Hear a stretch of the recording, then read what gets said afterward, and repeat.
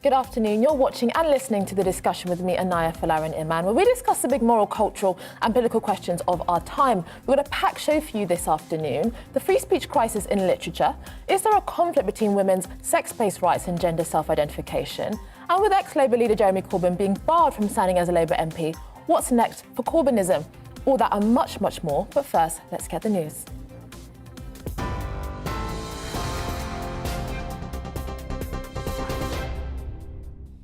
Good afternoon. It's 3 o'clock. I'm Tamsin Roberts in the GB newsroom. Boris Johnson says the picture on Ukraine's border is increasingly concerning as he's urging Russia to avoid a reckless and catastrophic invasion. The Prime Minister's comments come as he considers doubling the number of troops deployed to strengthen Europe's borders.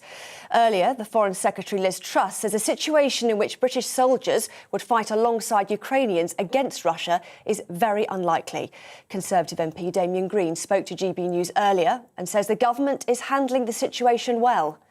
This is, it seems to me, a pretty direct effect of the catastrophic way the West fled from Afghanistan. I think the British government is playing playing, you know, I don't want to call it a game, but playing the situation well. And yes, that Foreign Office legislation will be very welcome. One could argue we should have done this earlier. The Prime Minister and the Chancellor have insisted the planned rise in national insurance set for April is the right thing to do. That's despite opposition parties and some Conservative MPs saying it should be halted over the increase to the cost of living faced by the nation. Writing in the Sunday Times, Boris Johnson and Rishi Sunak have insisted the 1.25% national insurance rise will help clear NHS backlog. Andrew Rossendale, Conservative MP for Romford, believes raising taxes isn't the answer. Not what the people want. They don't want taxes to rise, but I also understand the government have to balance the books, and we have a huge black hole.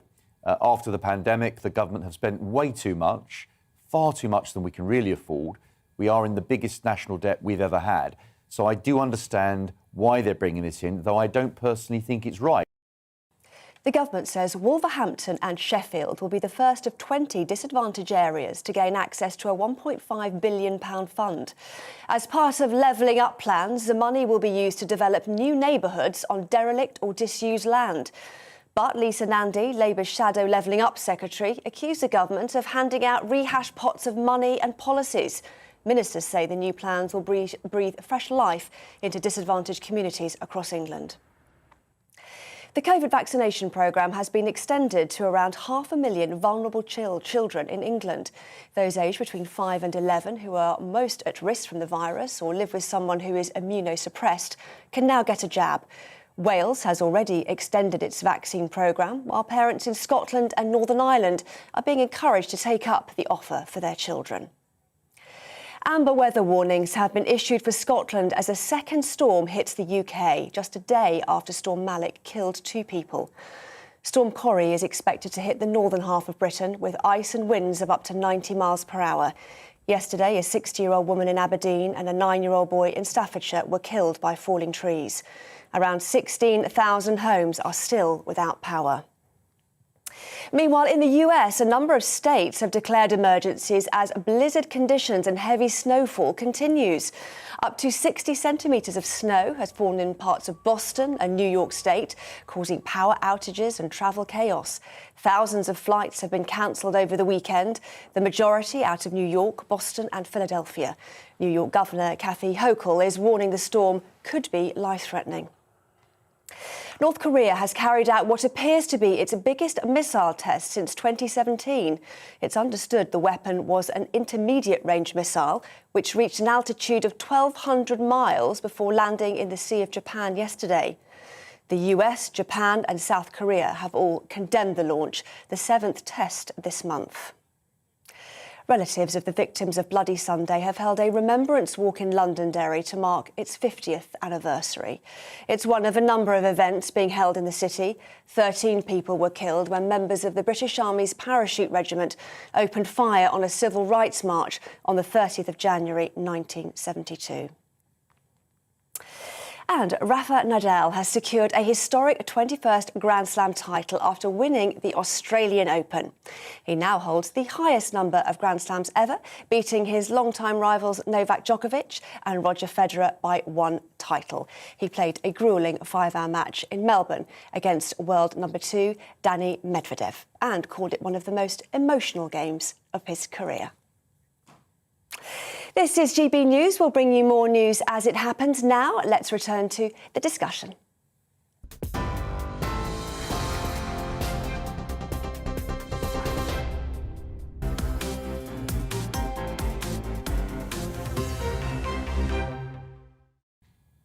Welcome back to the discussion.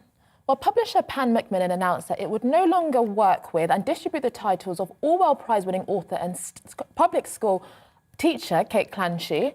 Last year, Clancy faced criticism online for her 2019 memoir, Some Kids I Taught, and what they taught me for what some people described as racist portrayals of some of her pupils. The supposedly racist tropes included descriptions of chocolate-coloured skin and to describe a black child and a girl with almond eyes. Several of her former pupils spoke out in support of Clancy, with Shukriya Razai identifying herself as the girl with almond eyes in The Times, where she wrote, "Critics labelled description patronising, insulting, offensive, colonialist and racist. This upset me. I did not find it offensive." The case has raised questions about how the politics of identity, social media storms and wider free speech challenges are impacting the literary world. Well, I'm very delighted and honoured to be joined by Spectator columnist and author of We Need to Talk About, Kevin Lionel-Shriver. Thank you so much for joining me this afternoon, Lionel. I mean, when we look at the Kate Clancy case, it seems quite maddening. She's award-winning, very well-meaning, a school teacher wanting to amplify the voices of ethnic minority children. You can't get more right-on and liberal than that. I mean, how do you think this has been allowed to happen? Well, that's definitely one of the most bizarre aspects of this story, is that Kate Clancy is clearly one of the faithful. So, I mean, she couldn't get more left-wing, more sympathetic with the plight of so-called marginalized peoples. And this is a phenomenon that I've seen rising on the left, that they have a new taste for meat. They eat their own. And it seems to please certain predatory forces to take down people who are most like them, rather than real racists or actual representatives of the right wing. That's not very gratifying anymore. And I find it quite puzzling. I also find it striking how difficult it is for ordinary people to look at the examples you just cited and puzzle out, well, what's wrong with that? I mean, what was so overtly offensive about chocolate-covered skin? Now, I would inform your viewership that there's a new rule on the block, and you're not supposed to use food words to describe skin colors or appearance. I don't know why. Don't ask me. But if this is really an issue of racism, then it should be abundantly obvious. Oh, you shouldn't have written that. That's terribly offensive, and it isn't. What's really striking about the case as well is that some of the children that she taught actually came out in defence of her, saying that I don't find this offensive. And some of the critics then said, oh, they're too young, they're too young to understand racism. So it does seem that other people are getting offended on other people's behalf. And even if you as an ethnic minority stand up and say, actually, I don't find this offensive, don't speak for me, that's not enough to a lot of these people.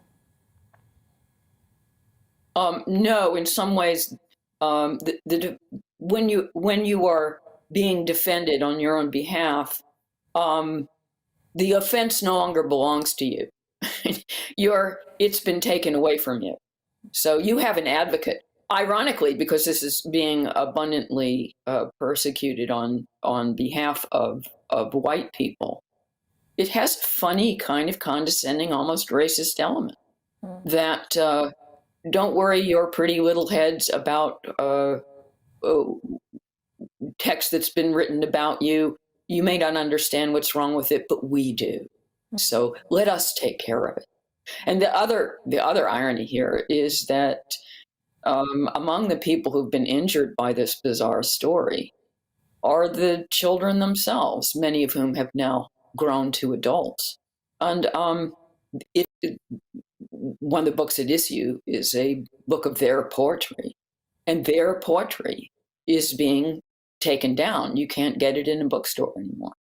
And I do have to point out also that one of the most alarming things about this story is that not only has Kate Clancy been subjected to all kinds of vitriol she doesn't deserve, but her work is being removed.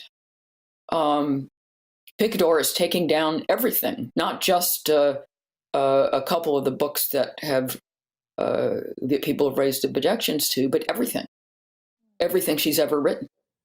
And you can't get it online. You can't get it on Amazon, for example. You can't get it at bookstores. It will not be distributed. And the extra copies left will, if Kate Clancy doesn't herself get her mitts on them, they will be destroyed. Now, this personally is one of my greatest fears. I'm not only taking my career in my hands going forward every time I write a column for The Spectator on something that is any more controversial than a recipe for cornbread.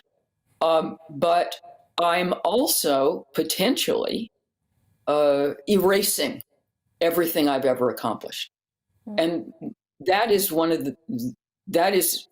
I've described before as, in American terms, cruel and unusual punishment for an artist. And I have every hope that Kate Clancy, having got so much publicity for this story, will not have too much trouble getting another publisher. I just wonder who benefits from all of this. I mean, Kate Clancy is having her reputation dragged through the mud. That, as you rightfully mentioned, the children are now having their voices silenced effectively. I mean, who is really benefiting from this? I mean, what is the purpose? What is the end goal in your view? Well, it gives a handful of people on Twitter a temporary crack high of having exerted power. Is that really a benefit? No, it just incentivizes more of the same. It certainly doesn't benefit the larger society. We are, polishing the brand of Pan Macmillan, the larger company that owns Picador, and therefore, they have seemed to have demonstrated their dedication to social justice. Of course, it's anything of the kind. It's not social justice in my terms. It's injustice. But that's what's driving a lot of this, is that publishing companies are terrified of reputational damage of a very narrow particular sort. I believe that they're doing themselves reputational damage of another sort, and a much more important one. They're not sticking up for free speech and the purpose of publishing companies in general. But they think that this is self-protective. And that, the larger irony is clearly that it's doing publishing as a whole enormous damage. It is making their authors anxious, rightly nervous about whatever they might write that might get them into trouble. After all, if the incredibly benevolent, liberal-minded Kate Clancy can be completely canceled and eliminated for such mild expressions in her text, then anyone is fair game. And likewise, anyone in publishing, any editor who's behind a book that makes the mistake of using the wrong word, they're in trouble. It's creating an atmosphere of, quasi-Soviet widespread anxiety. It's not in the readership's interest either, because, it means that the text that you're going to be allowed to read and to buy is going to be scrutinized to death and massaged into, glittery baby food. No one wins, really. That was a very good question to ask. I mean, I don't see that there is any benefit to anyone, really.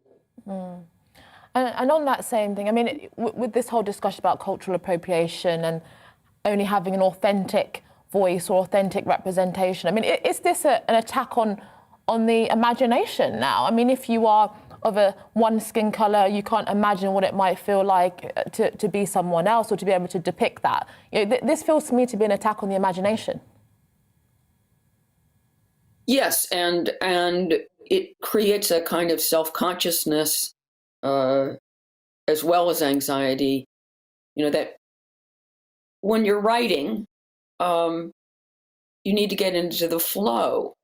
And you don't want to just sit there seized up thinking, oh my God, is this going to get me into trouble?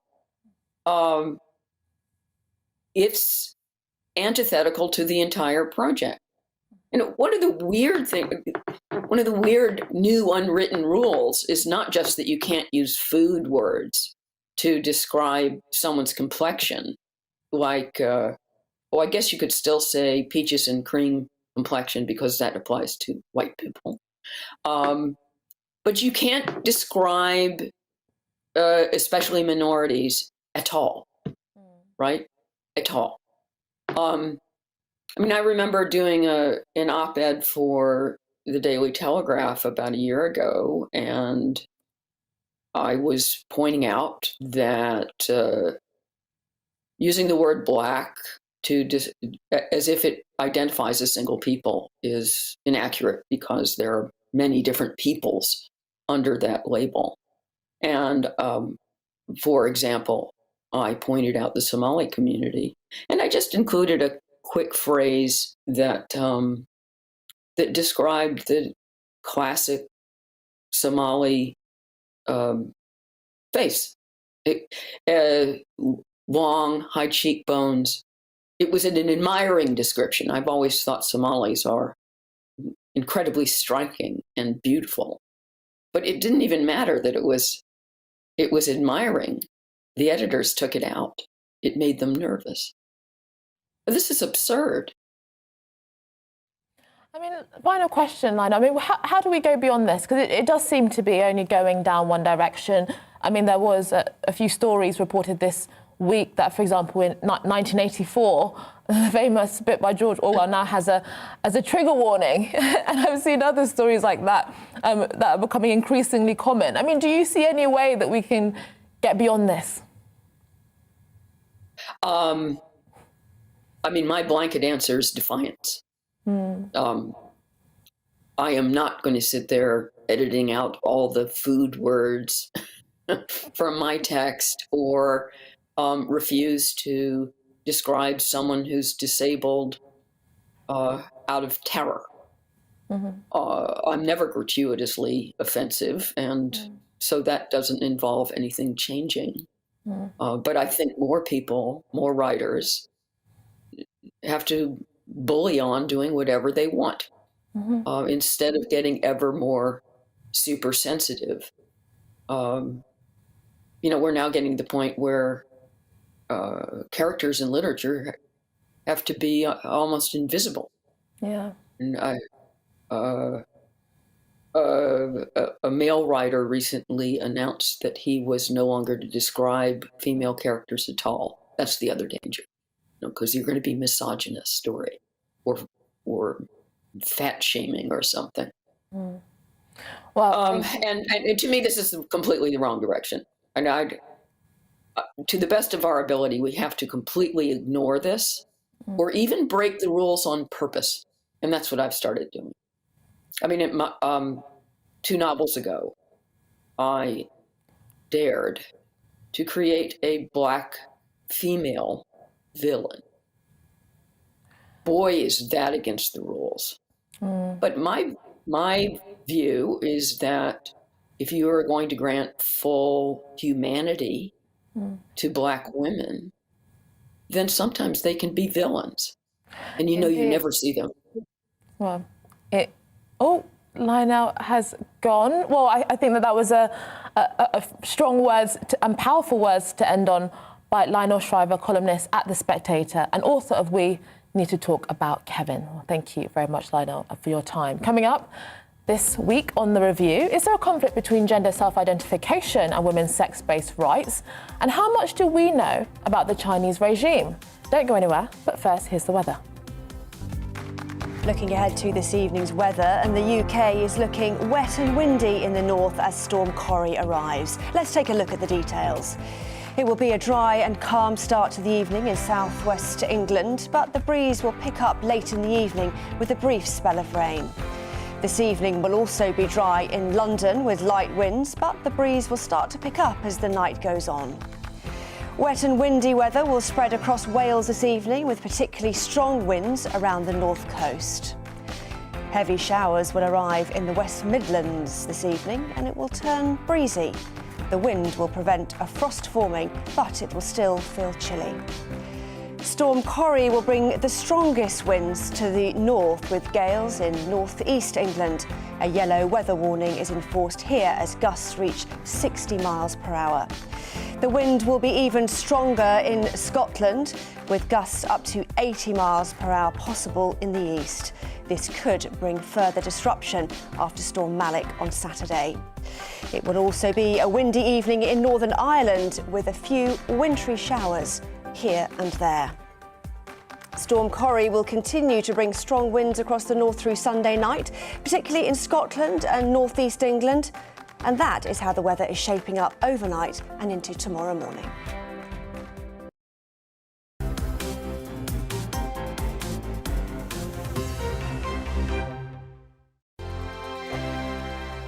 Hello there, I'm Eamon. And I'm Isabel. And you're watching the GB News digital stream across the United Kingdom. And around the world. If you're here in the UK, you can also watch us on your TV screen. GB News is Freeview channel 236. On Sky, we're channel 515. 626 on Virgin Media. Just remember, you might need to retune your TV to watch the channel. Yeah, and if you are doing that, find out more about retuning by going to gbnews.uk.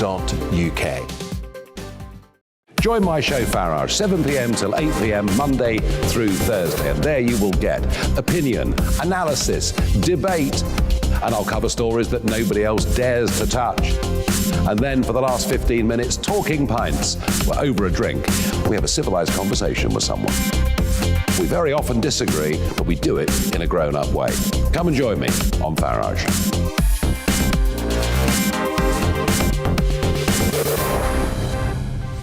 I'm Dan Wootton. Join me Monday to Thursday from 9 to 11 for the feistiest and most fun news debate on TV, where free speech reigns. I'll bring you a sharp take on the day's biggest stories, bombshell newsmaker interviews, and A-list guests.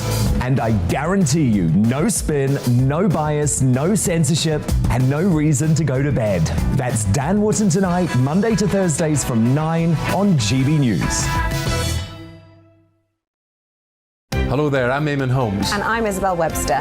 And we hope you can join us for Breakfast with Eamon. And Isabel. You make me laugh out loud, belly laugh. Is that important first thing in the morning? Yeah, absolutely. And there's me trying to be deadly serious. News is a serious business. Yeah, I have to rein you in sometimes. Well, it doesn't stop us laughing at it. It doesn't stop us having an opinion on what's going on. Yeah. And it certainly will not stop us reflecting what you think. Weekdays from 6 to 9:30 on GB News.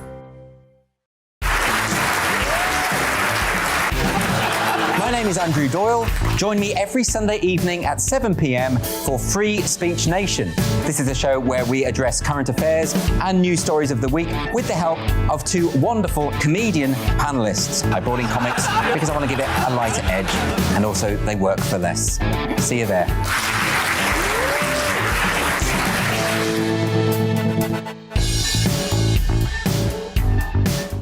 Join me, Mark White, here on GB News. For more than 2 decades, I've been at the sharp end of reporting crime and security at home and abroad. From the scourge of terrorism to the fight against violent crime and the deepening small boats crisis in the Channel, they're issues you rightly care about, and so do I. As GB News Home and Security Editor, my focus will be on the stories that matter to you.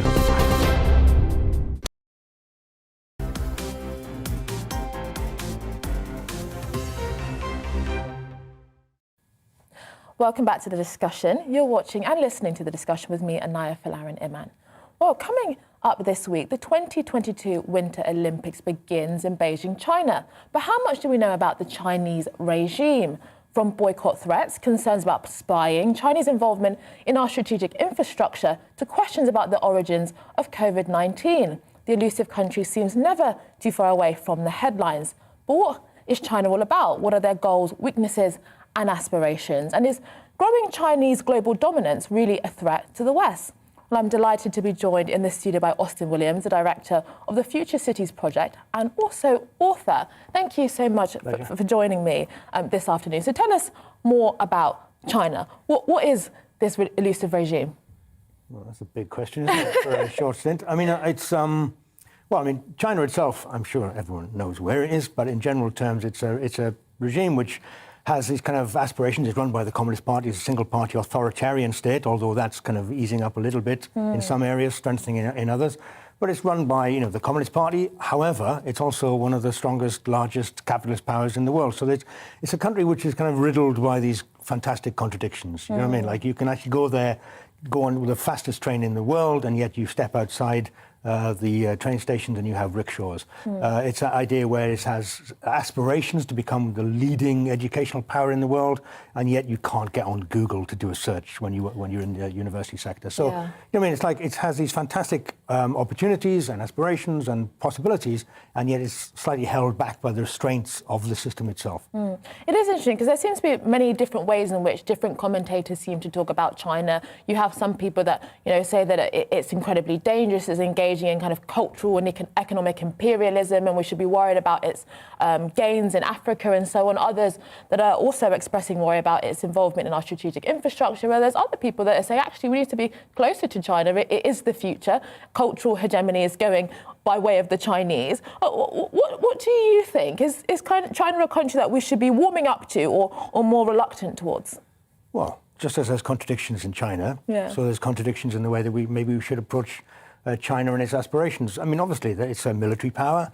It has great aspirations to become a global power. By 2049, it's setting up the 100th anniversary of it becoming a republic. It set itself the ambition to become a global power, whatever that means. They do intend it to mean a peaceful global power. But what would that mean if it becomes a global power? Because, as you mentioned, it is an authoritarian regime. There's often many reports about suppression of dissent and journalism, and they have very little or limited free speech in the ways that we might advocate for here in the UK. Is that really the kinds of countries that we would like to be seeing dominating the global stage? Well, obviously, you've got a situation now where there's very limited free speech in this country as it happens. Not that I'm making a direct comparison, but we have to be very mindful of the fact that I think it's kind of quite useful to criticise at home rather than maybe kind of outsource our criticism to other countries of which we know little. And, it is an authoritarian state, so what do you expect, right? It is going to clamp down on free speech. It is going to clamp down on certain behaviours.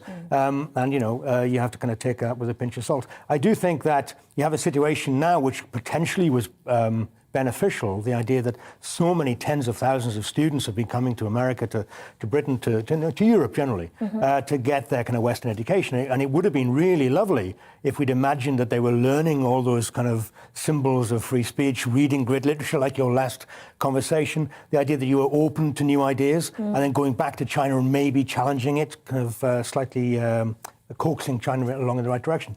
However, what you tend to find is obviously Chinese students are coming over here and learning all the language of diversity, of calling on the authorities to ban and censor people. And once you take that back to China, it actually reinforces the authority of the state. So I think there are ways, I think, of re-engaging with China if we can have the confidence in order to defend those very freedoms which we criticise China for not having. So I mean, that seems to be kind of a running theme over the last few years when it comes to a whole range of issues, China being one of them, the lack of confidence amongst kind of Western elites in order to stand up for its kind of foundational values and so on and so forth. I mean, so you do think that would mean that we would be better at engaging with China or actually projecting a stronger image of the West, actually, if we had more confidence in our own values rather than constantly criticising China? Yeah, I mean, there's things to learn from everywhere, right? I mean, there is a definite... One of the reasons why China is misunderstood is because it's not inscrutable, but it is difficult to understand because it has a certain kind of difference of ideological approach to things as well as cultural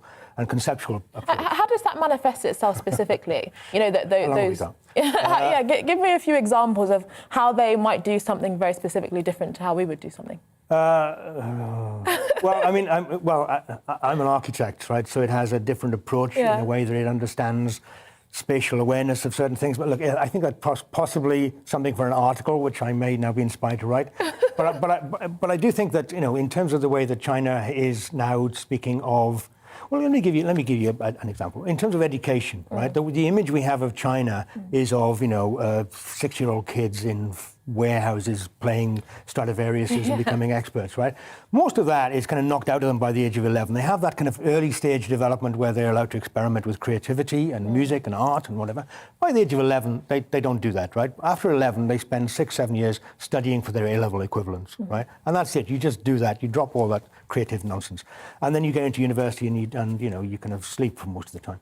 But what's happened now is that the idea that China has recognised that they're losing out on some of that kind of soft power. They're losing out on the creative spark. And so they're having a complete reformulation of the way they're looking at education. Now, it's done in a very authoritarian, top-down, you will follow orders type of way. They just introduced a law to say that parents must not teach their children in the holiday period. They must have holidays where they play and relax and watch TV and go out, whatever.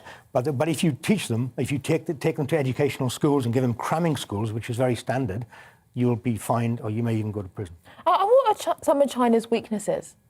That very reason that it's a very top-down society and it doesn't have that kind of democratic engagement. However, even that is kind of changing. The old idea of it being a kind of a Maoist society where whatever Mao says goes is changing because they've kind of differentiated some of the authority. They've passed it down the chain to local villages and to local townships.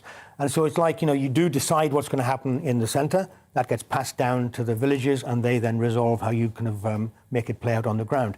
That is, by its very nature, completely coincidentally, is beginning to fragment some of the authority of the centre. Yeah. So there is an opportunity, I think, to maybe re-engage with some of those ideas and recognise that China is changing, hopefully for the better. And finally, what can we learn from China? What can we learn as a society? Well, we can learn from what they are not, which is, that democracy is fundamentally important, that liberty is one of the foundational concepts of a creative mind, and that, we really need to be a little bit more nuanced in our approach to the world. So that kind of black and white belief that China is a problem, it is, and it's not. I think we need to be a little bit more subtle in the way we assess it. Well, thank you so much for your time this afternoon. Austin Williams, Director of the Future Cities Project and author of New Chinese Architecture, 20 Women Building the Future. Well, we've got lots more coming up on the discussion. Coming up, is there a conflict between gender self-identification and women's sex-based rights? And as ex-Labour leader Jeremy Corbyn is barred from standing as a Labour MP, what's next for Corbynism? But first, it's the news.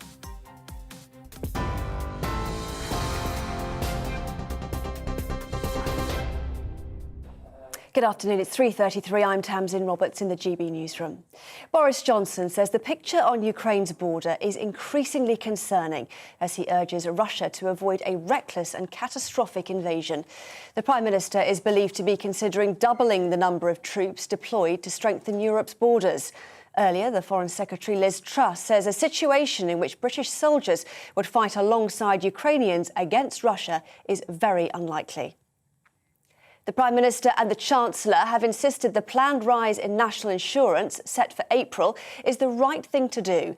That's despite opposition parties and some Conservative MPs saying it should be halted due to fears over the increase to the cost of living. Storm Corrie has now hit the UK just 24 hours after Storm Malik killed 2 people. Amber weather warnings have been issued as strong winds reached northwest Scotland, with winds of up to 90 miles per hour expected. The storm front will move towards Glasgow by 6 p.m. and Newcastle by this evening.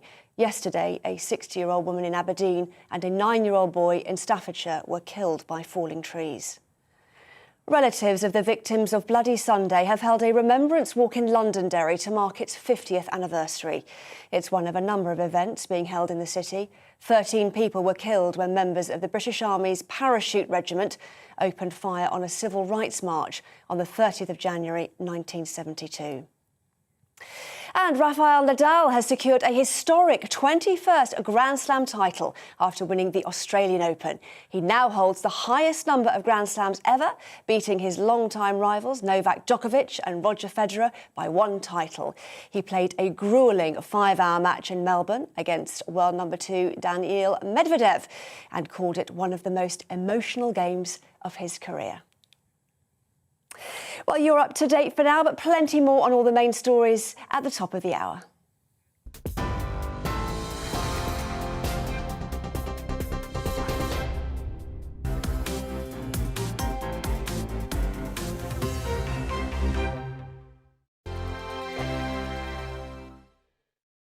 Hello there, I'm Eamon. And I'm Isabel. And you're watching the GB News digital stream across the United Kingdom. And around the world. If you're here in the UK, you can also watch us on your TV screen. GB News is Freeview channel 236. On Sky, we're channel 515. 626 on Virgin Media. Just remember, you might need to retune your TV to watch the channel. Yeah, and if you are doing that, find out more about retuning by going to gbnews.uk. Join my show Farage, 7 p.m. till 8 p.m. Monday through Thursday. And there you will get opinion, analysis, debate, and I'll cover stories that nobody else dares to touch. And then for the last 15 minutes, talking pints. We're over a drink. We have a civilised conversation with someone. We very often disagree, but we do it in a grown-up way. Come and join me on Farage.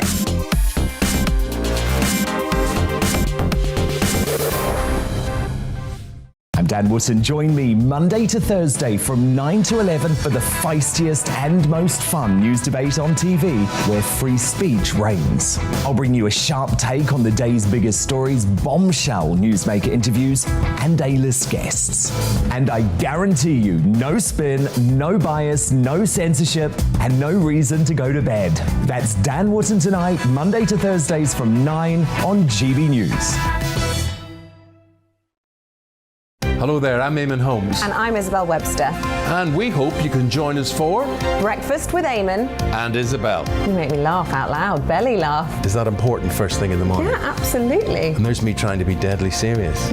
News is a serious business. Yeah, I have to rein you in sometimes. Well, it doesn't stop us laughing at it. It doesn't stop us having an opinion on what's going on. Yeah. And it certainly will not stop us reflecting what you think. Weekdays from 6 to 9:30 on GB News.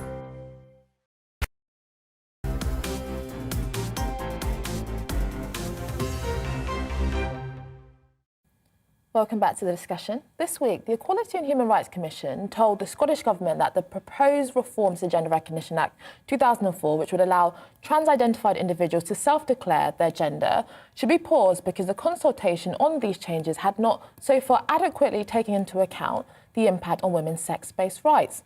The intervention from the EHRC has been strongly criticised by some LGBT charities such as the LGBT Foundation and Stonewall, but has been welcomed by others such as LGBT Alliance and several feminist organisations. So is there a conflict between gender self-identification and women's sex-based rights? Joining me now to discuss this is Maya Forstater, Executive Director of Sex Matters. Thank you so much for joining me, Maya. I mean, do you think there is a conflict between gender self-identification and women's sex-based rights? I think there clearly is.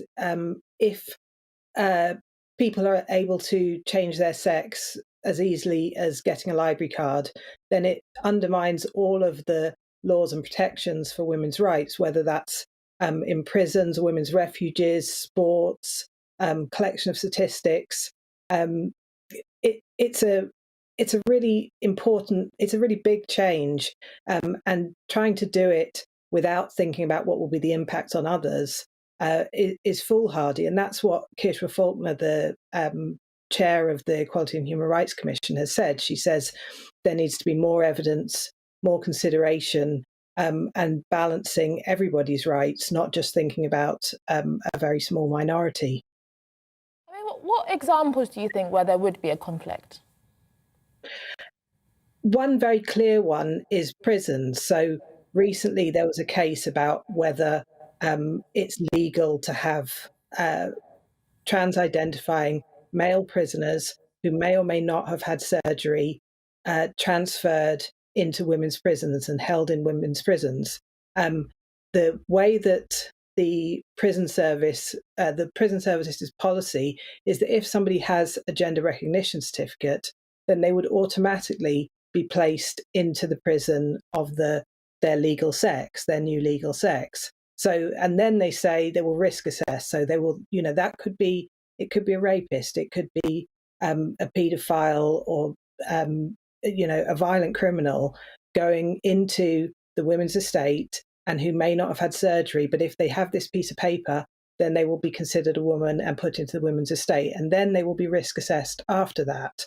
So the gender recognition certificate makes a really important difference there, because if a trans-identified prisoner just self-identifies and doesn't have a gender recognition certificate, then they'd be put into a male prison and they could apply for transfer. Yeah. Critics will say, is this really something that is likely to happen? I mean, the idea that there's going to be lots of males saying that they're females and they're not really, and then entering female-only spaces, it seems incredibly unlikely. I mean, what if they wanted to do that? These people are predators, and they should not be, trans people, they would argue, should not have their rights prevented or curtailed on the fear of a minority of people that are actually criminals. Well, everyone in prison is a criminal. I mean, but in general, when it comes to self-identification, whether that's in bathrooms and changing rooms and things like that.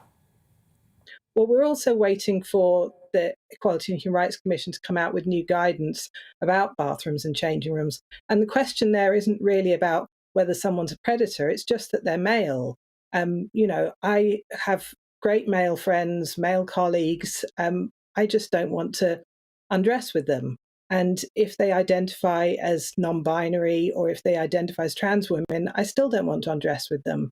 And, women from religious communities, for example, or women who've been through the trauma of sexual assault in particular, want to be sure that when they are using a changing room, a toilet, or a sauna, or gym showers, that where it says it's female only, it means female only. And that's not saying anything negative about trans people. It's just saying that it is legitimate to have a female only space and to have that security and that certainty.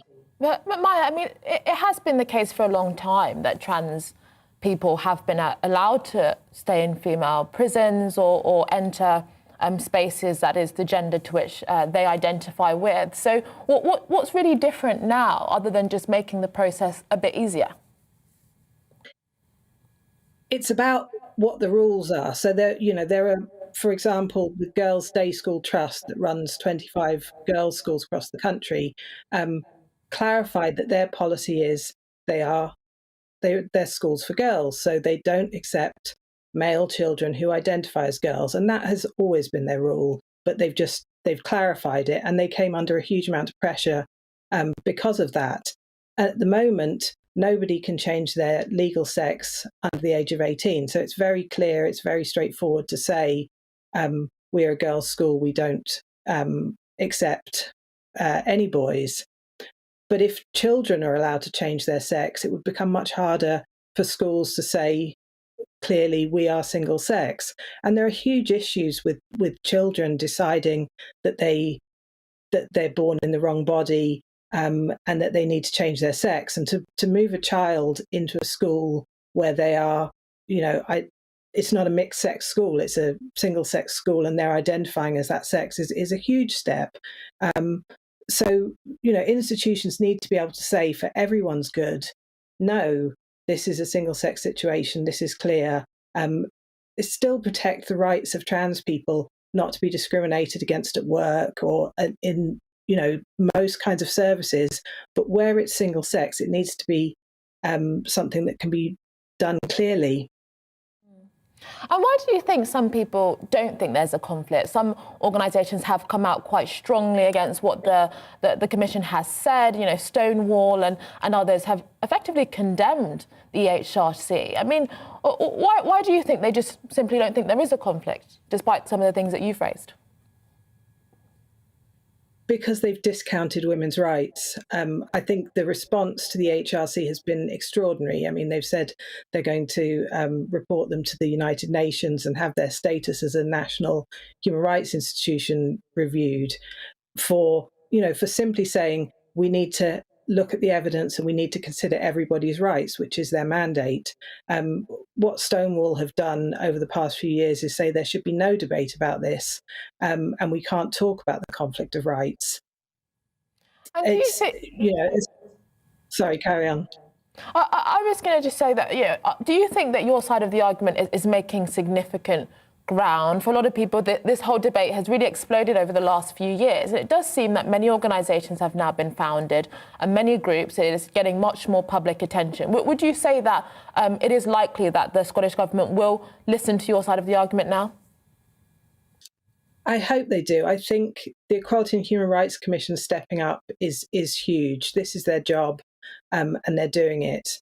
And that's really important. So, it has been grassroots groups of women doing the research, raising the concern, and now it's got into universities and organisations like the Equality and Human Rights Commission to say, yes, you're right, there is a conflict of rights. I mean, the things that I lost my job for saying 3 years ago are now being said by the Equality and Human Rights Commission, and that's huge.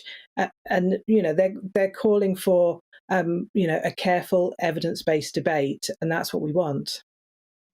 And finally, I mean, according to some polls now, particularly those under the age of 30, sometimes even majority demonstrate that they do think that the gender you are is the one that you identify with, and non-binary is a legitimate and real identity that should be recognised. I mean, what do you make of that? I mean, do you worry about a newer and younger generation that is already holding these ideas and therefore will likely gain much more momentum as they get older?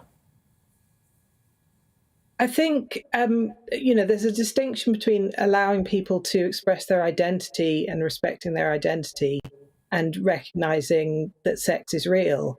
And for those young people, they still need fairness in sport. They're still going to have babies at some point, and it's going to be the women who do that. Those things haven't changed. So people should, of course, be free to express their identity in any way.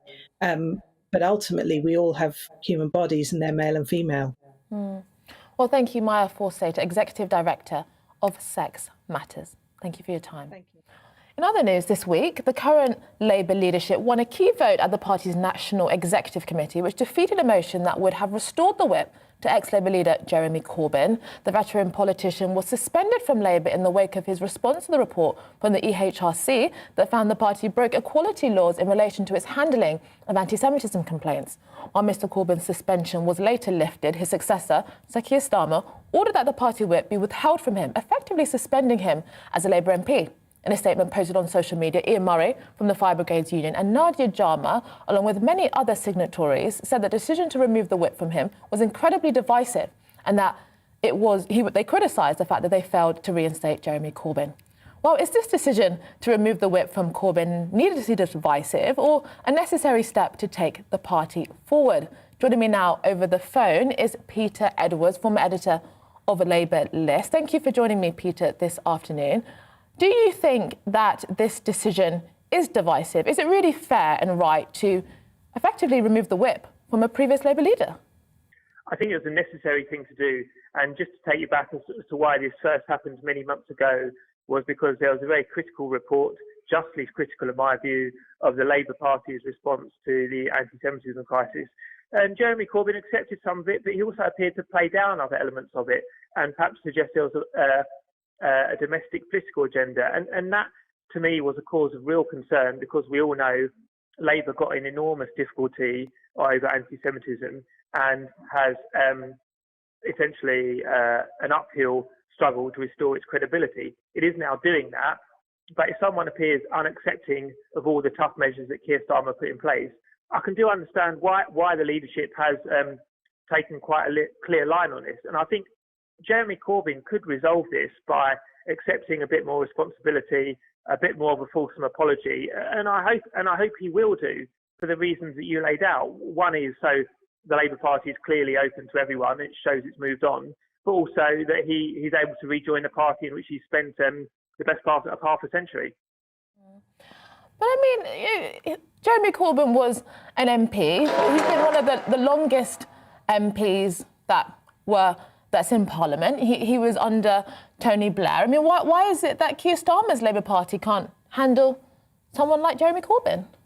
Well, that's right. And when Tony Blair was at the height of his powers, both nationwide and in terms of Labour Party support internally, he did make the joke that we always have space for someone like Jeremy Corbyn, when at that point he was a relatively low-profile backbencher who was a bit eccentric and wore this, I think, beige anorak around Parliament without being too influential. But this is not about ideology. One has to be clear about that. And it's not even about trying to make a point about a former leader. It's on the specific issue of anti-Semitism and perhaps a bit of a blind spot or the inadequacy of Jeremy Corbyn's response. So I don't at all see this as a power play by Keir Starmer. But I think many people in the current Labour leadership seem to forget that Keir Starmer was in the shadow cabinet. You know, he stood on a platform to get Jeremy Corbyn elected. I mean, is it really right that he is now distancing himself when in fact he's partly responsible for Jeremy Corbyn's leadership when he was in the shadow cabinet? Well, no, I wouldn't say he's partially responsible. Clearly, I mean, he was in the shadow cabinet. Yeah, he was in the shadow cabinet. But the Labour Party has always been a broad church. For example, I was a parliamentary candidate. He was a shadow cabinet member. He was part of the team that was saying that they were electing Jeremy Corbyn as the next Prime Minister only a couple of years ago. I think at general election times, all parties try and get your leader elected, and that's the point I was making. I was a parliamentary candidate in 2015 and 2017, but it doesn't necessarily mean I agree with all Jeremy Corbyn's points. In fact, there are some with which I don't. I think, remember, what Keir Starmer has done this on a specific point about anti-Semitism. It's not about too left or too right. It's not about I'm the leader or marginalising someone else, because Jeremy Corbyn is kind of winding down his frontline career. It was explicitly on the inadequacy and the shortfall in Jeremy Corbyn's response to the Equalities and Human Rights Commission report on the Labour Party. And I'm afraid that did make very difficult reading for me and my colleagues in the party. And until Jeremy Corbyn really shows a bit more recognition of that, I think this impasse or the state of limbo in which he's in, which is an MP but not in a parliamentary party, will continue. Yeah. Well, I mean, I think it is important to emphasise that Keir Starmer did try and make him the Prime Minister. But just kind of going forward, what do you think the Labour Party should do with the Corbynites? They still exist, and that was a very significant proportion of the Labour Party. They still deserve to be represented. Do you think that Keir Starmer should be really including them in his vision of Labour? I mean, some of the polls, even at the time of Jeremy Corbyn, demonstrated that individually his policies were actually quite supported by members of the public. So what do you think that Keir Starmer should be doing with the Corbyn sect of the Labour Party? Well, there's a couple of things there. One is about how you handle the party, and one is the country at large. In terms of the country at large, Jeremy Corbyn, some of his policies, and remember he was hit very hard by the media, but things like rail nationalisation, there's not just a majority of people in favour of that in the Labour Party, there's a majority in favour of rail nationalisation among the entire British public. So that's somewhere where Jeremy Corbyn was in tune with public opinion. In terms of the parliamentary party and activists like me in the party around the country, the Corbynite group is kind of scattered, really. The biggest union backer, Unite, they've had a change of General Secretary. The new General Secretary, Sharon Graham, has said explicitly she's not getting involved in Labour Party politics to the same extent as her predecessor, Len McCluskey. In terms of the parliamentary Labour Party, you obviously have some true believers and some are perhaps who are going along with the Corbynite stream as it happened. They are scattered a bit in Parliament. There's still a clear caucus of Corbynite MPs in the House of Commons, but they're much more on the backbenches and perhaps a little bit on the fringes. And I think my advice to Keir Starmer, not that he's asked me, would be that you do retain a bit of economic radicalism, but you have to be a lot more effective. You have to be open to all faith groups and all racial groups, and you really have to move on from what was actually a little bit of a shambolic era at times, while coming up with a true vision of social justice that goes to living wage, nationalisation, investment in the NHS, and so on and so on. Yeah, and I do think, even though many people would agree with you about shambolic as the word that you described for Jeremy Corbyn, we also have to remember that Keir Starmer also advocated for the second referendum policy, which many people do credit as part of the reason why it was so disastrous for Jeremy Corbyn. But what do you think, as a final question, fundamentally distinguishes this new Labour leadership? You know, what is their vision? What is their ethos that really drives them and that is significantly different to Corbyn? I think there's several points of distinction. Clearly, on day one, Keir Starmer apologised to the Jewish community, which is absolutely the right thing to do, for the very distressing errors of the past.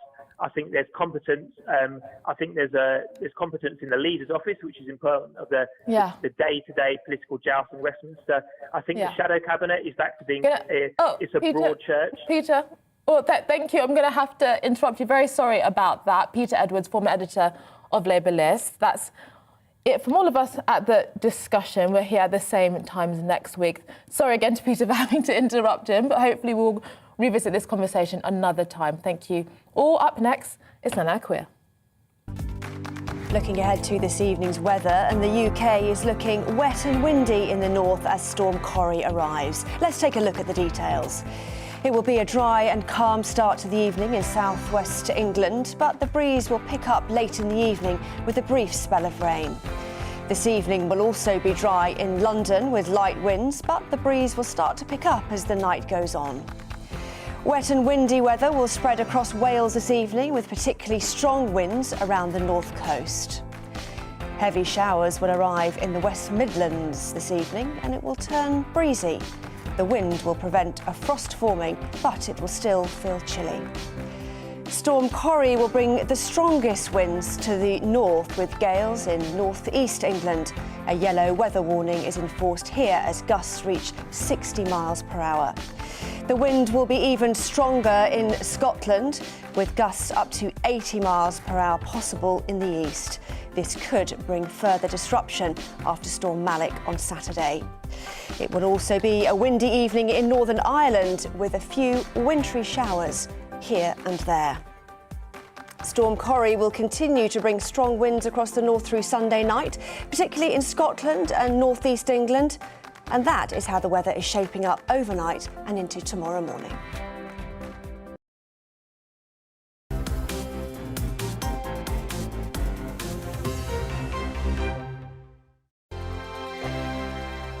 Hello there, I'm Eamon. And I'm Isabel. And you're watching the GB News digital stream across the United Kingdom. And around the world. If you're here in the UK, you can also watch us on your TV screen. GB News is Freeview channel 236. On Sky, we're channel 515. 626 on Virgin Media. Just remember, you might need to retune your TV to watch the channel. Yeah, and if you are doing that, find out more about retuning by going to gbnews.uk.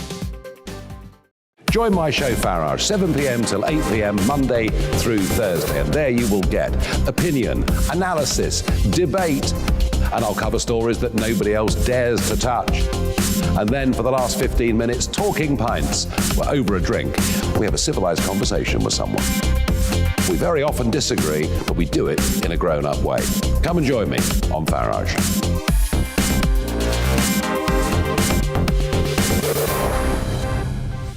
I'm Dan Wootton. Join me Monday to Thursday from 9 to 11 for the feistiest and most fun news debate on TV. We're